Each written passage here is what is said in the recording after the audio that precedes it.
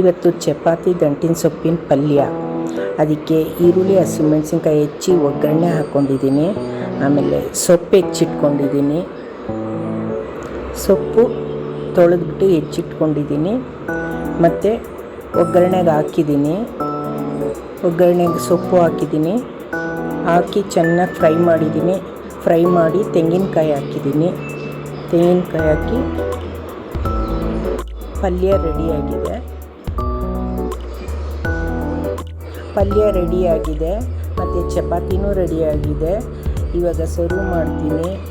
ನೋಡಿ ಟೇಸ್ಟ್ ಹೆಂಗಿದೆ ಅಂತ. ಆಮೇಲೆ ಶೇರ್ ಮಾಡಿ, ಸಬ್ಸ್ಕ್ರೈಬ್ ಮಾಡಿ, ಲೈಕ್ ಮಾಡಿ.